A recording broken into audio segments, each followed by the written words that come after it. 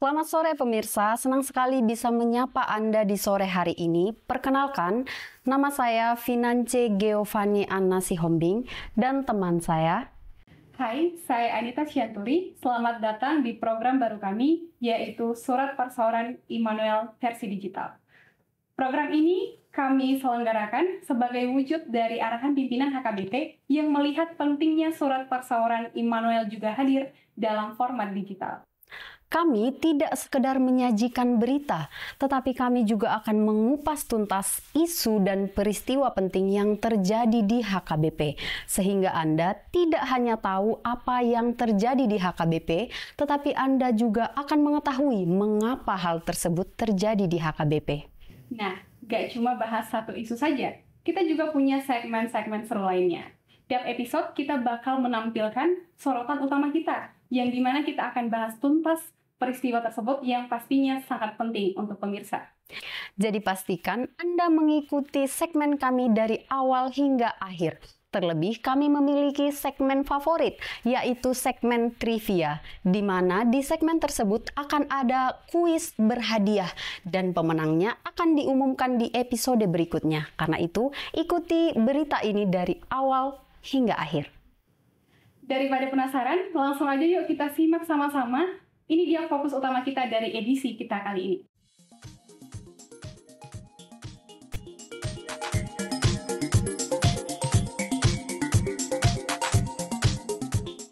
Danau Toba adalah jantung Sumatera dan keindahannya sudah diakui seluruh dunia.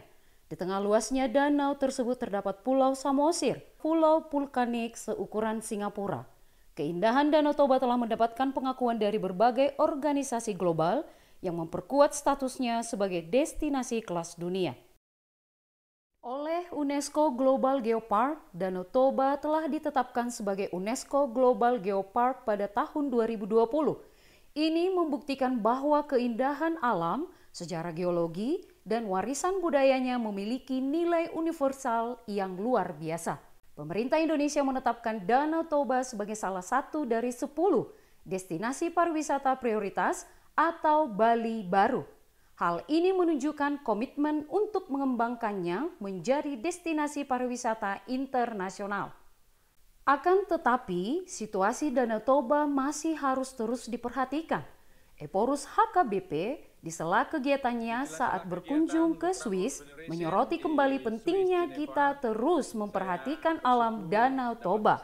Hal ini disampaikannya saat singgah tanggal 6 September lalu di 2 danau yang ada di Swiss, di antaranya Danau Genewa, danau terbesar di Swiss.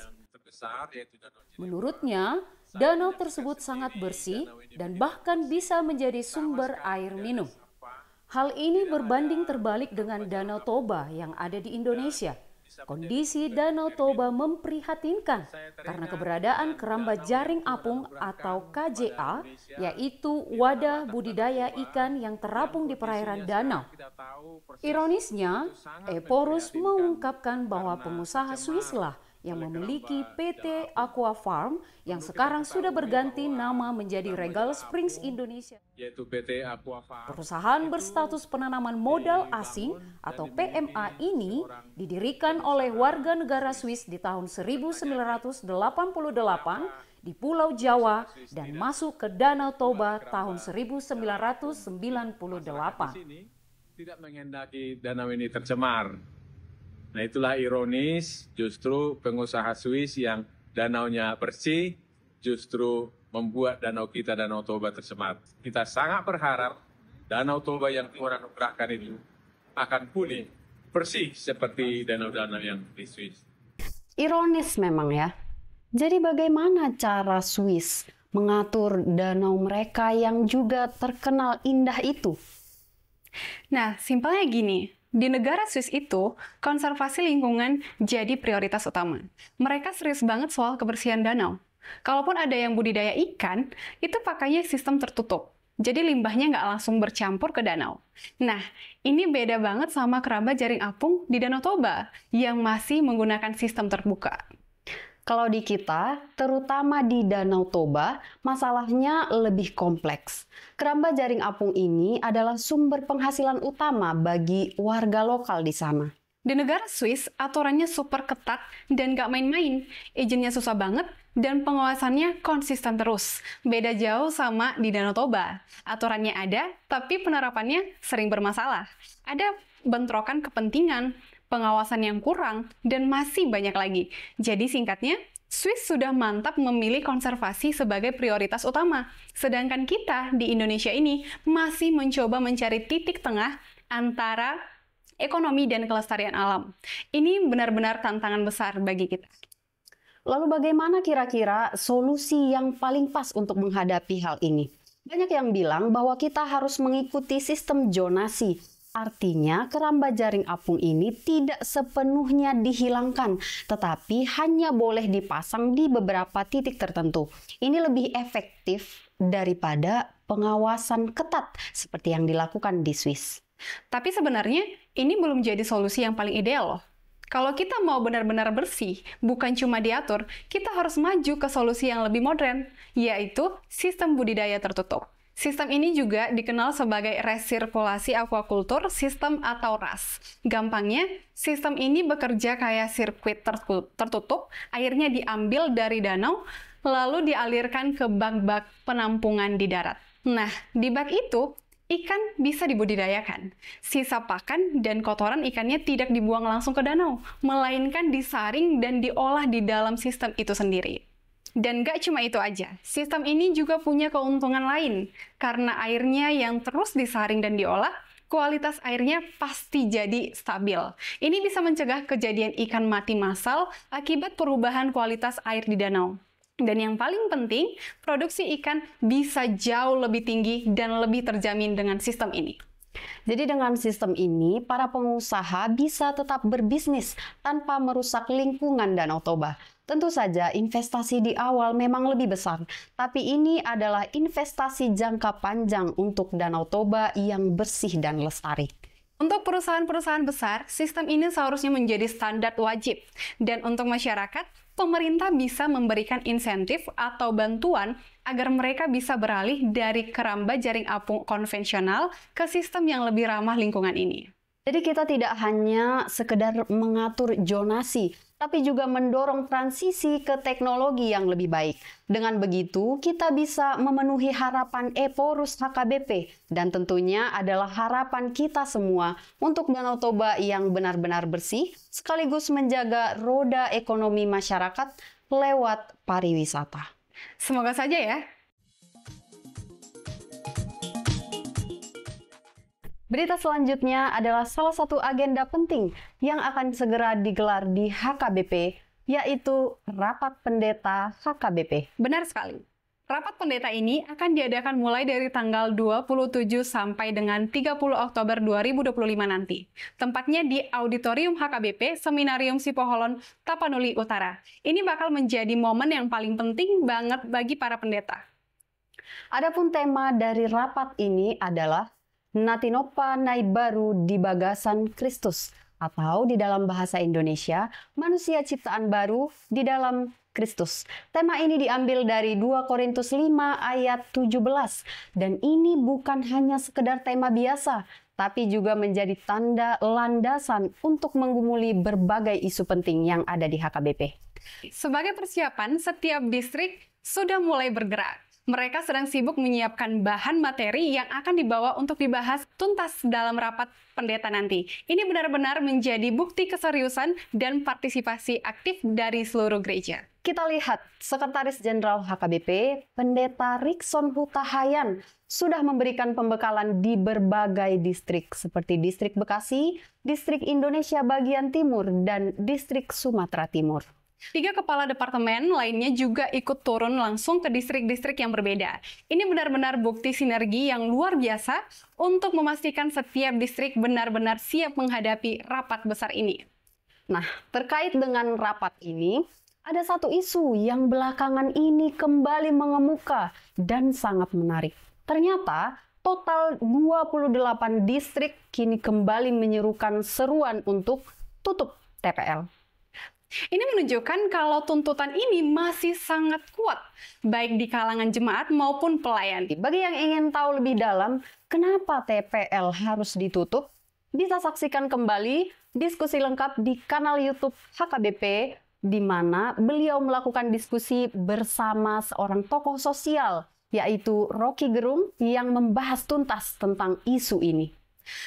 Tontonan itu menjadi sangat penting untuk menambah wawasan kita. Jadi, jangan sampai kelewatan. Dengan informasi ini, kita harap rapat pendeta nanti bisa menghasilkan keputusan yang benar-benar membawa kebaikan bagi kita semua.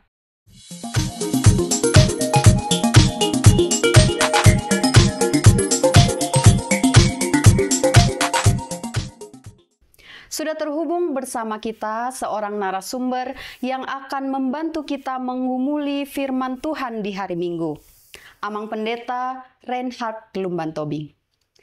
Minggu ini bahan khotbah kita diambil dari dua perikop yang berbeda, yaitu dari Lukas 15 ayat 11 sampai 32 dan Yeremia 3 ayat 14 sampai 18. Bagi sebagian orang mungkin sulit melihat benang merahnya, tapi apa pandangan Amang tentang kedua perikop ini?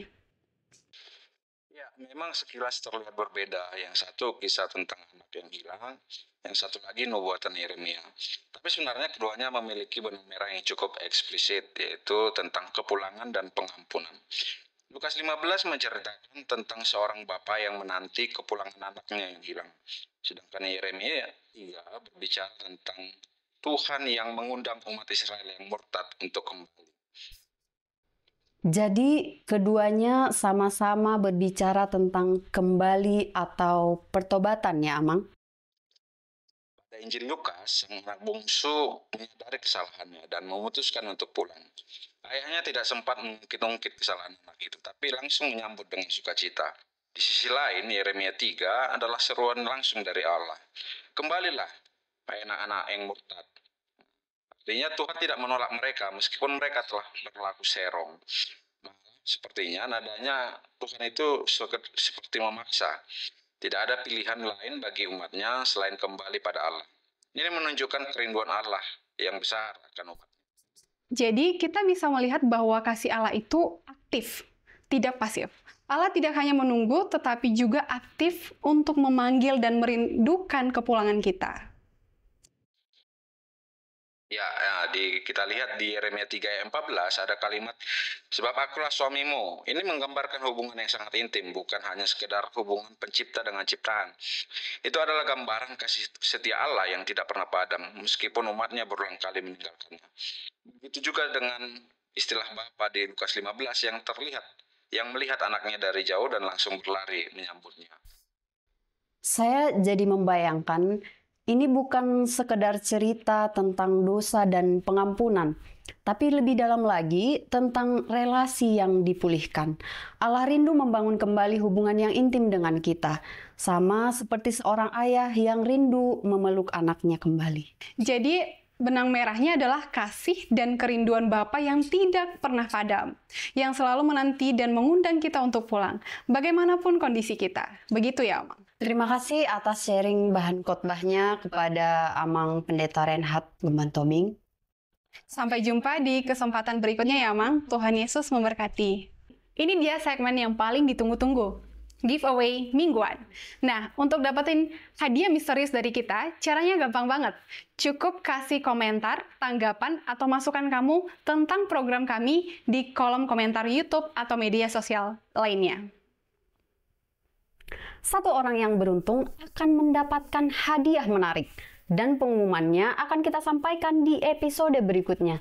Jadi pastikan Anda berpartisipasi dan saksikan terus Surat Persaoran Immanuel Digital setiap Jumat pukul 4 sore. Baik pemirsa, itu dia perjumpaan kita sore ini. Terima kasih atas perhatian Anda. Saya Finance Geovani Anna Sihombing. Dan saya Anita Syanturi pamit undur diri. Sampai jumpa minggu depan di Surat Persaoran Immanuel Digital HKBP. Tuhan Yesus memberkati. Horas.